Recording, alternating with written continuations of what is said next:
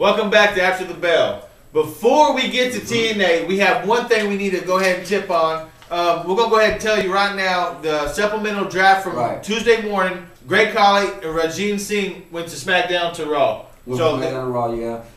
They're not going to be missed either. They're probably still not going to get that much TV time because he's actually back home this week anyways, so he's not going to be on TV. And then we had Chavo Guerrero went from Raw to SmackDown. Who knew where he was even at? I didn't even know where he's at, dude, honestly. Who knew where he was at? And then before we get to TNA, everybody heard. It's a big issue. It's a big issue. It flooded YouTube videos in wrestling. If you type wrestling this week, you would see a YouTube video about the firing of Shelton Benjamin and 4 others. Mickie James, Shelton Benjamin. Those are the 2 big names. I mean, because they let go of Katie Lee too. I actually like Katie Lee, but those are the 2 big names: Shelton Benjamin, Mickie James. I mean, apparently the Mickie James firing was because WWE is tired of having these stars that have other interests besides wrestling, and wrestling is not their focal point, so they're letting go of these type of stars. Mickie James is quite possibly the best female wrestler was the best female. I mean, arguably the best female wrestler in WWE for this time. Yeah. So they let her go, and that caused a shock. But Shelton Benjamin, Mr. Money in the Bank match. I tell you that's what, crazy. TNA, you better get that contract, you better sign it because he will make an impact on TNA. I guarantee it. So will Mickie James. She would change the knockout division. Right. If she goes over there. But I honestly think she's gonna take a break a little bit. Yeah, because she wants to do this country thing. After that flops, she'll be back. Because that will flop. Okay, so let's get right into TNA Impact. We had 5 matches of the night. 5. That's 1 more than we asked for last week. We got 5. 2 hours. First things first, Hulk Hogan introduced the new TNA champion, Rob Van Dam. He come out there and talk. He's Mr. TNA now. Mr. TNA. Mr. TNA. But can I talk about one thing? Go ahead. Okay. You know the fact that TNA allows marijuana use in the building. They allow marijuana use in the federation because Rob Van Dam came out last night and said it. That me and Hogan, we know stuff, we do stuff in the back, and Hogan is a marijuana user. And that right there was definitely a bad look for TNA right there. That definitely was not a good look. Dixie Carter should definitely do something about that. I mean, they're turning it to make it look like an indie federation, not a major federation. It's looking almost like a not even an ECW because.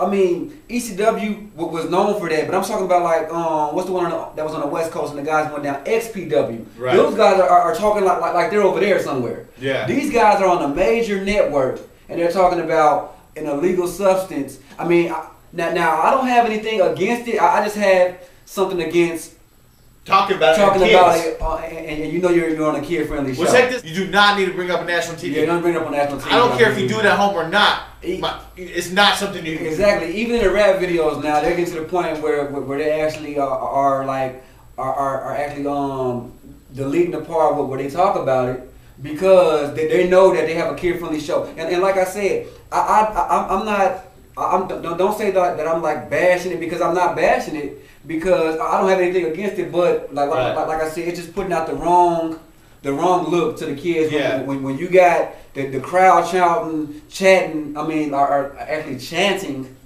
that RVD is high right there on the spot. They actually were chanting that. Yeah, I mean, they were letting it play. And when the camera zoomed into his eyes, I mean, come on, guys. Yeah. If you smoked, you know. I mean, that's all I got to talk about. Obviously, he didn't fight. Right. Because if he injured somebody like that, somebody's going to jail. Right. So let's talk about, AJ Styles come down and talked about, hey, you must be high now. Put this in your pipe and smoke it. Doing all that. So, it was good promo work from AJ Styles though. Right. That was very good promo work. But I just don't think they should have opened it up with that. Like you said, we have nothing against it. I mean, hell, we don't care. Yeah, just don't bring it on to the show. I have little kids, man. We don't want our kids growing up. If you don't introduce it to them, they don't know about it. Right. Period of simple. Right. So let's go to the first match. We have TNA Knockouts champion Madison Rayne defeated Tara and Angelina Love in a 3-way match. We knew exactly how it was going to happen because the only way Madison Rayne wins each and every week is by the same little roll-up that she does every week. No finishers because they don't have the talent like we already touched on last week. They just don't have the talent.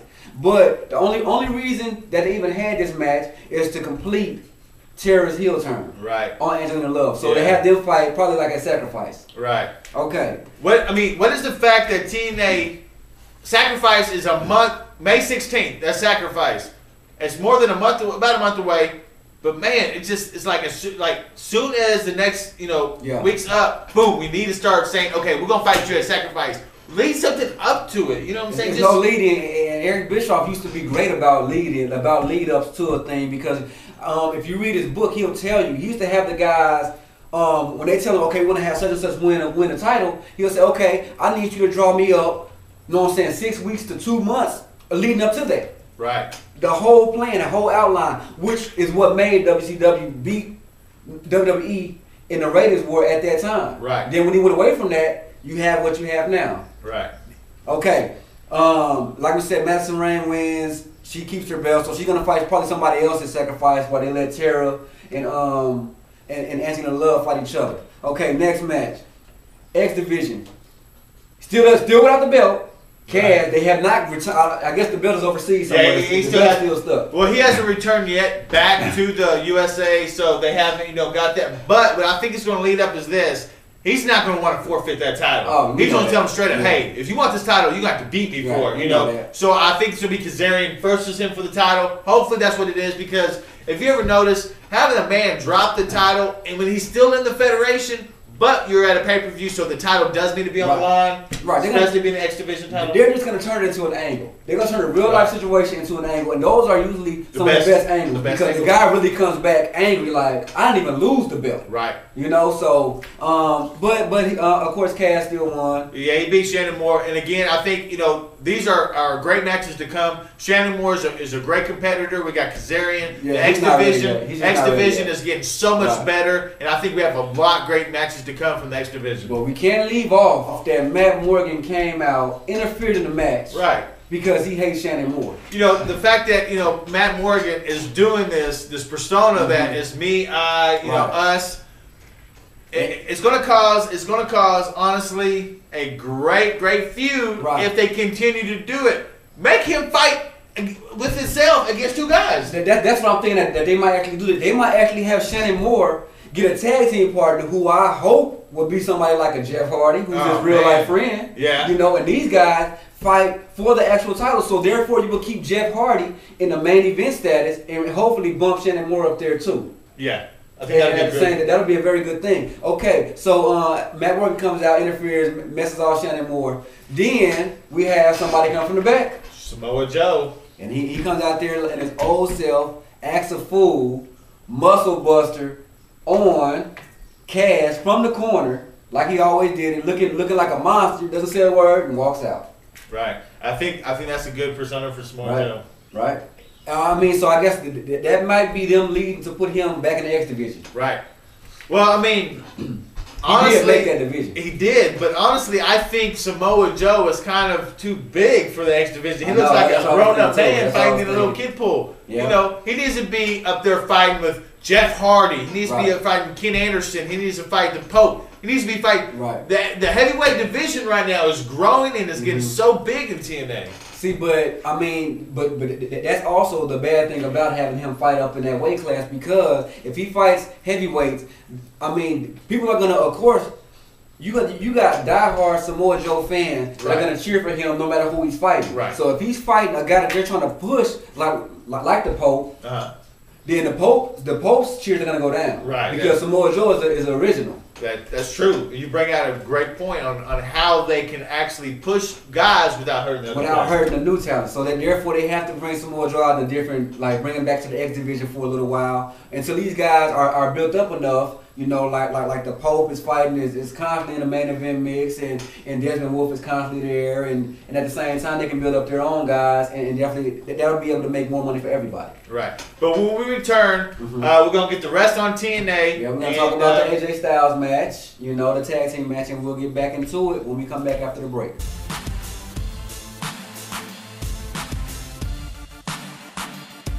They let you pick. You call the 1-800 number. Who would you want people to fight? For example, 1-900 number. Well, yeah, 1-900. I'm sorry. For example, who would you like Sting to fight? Would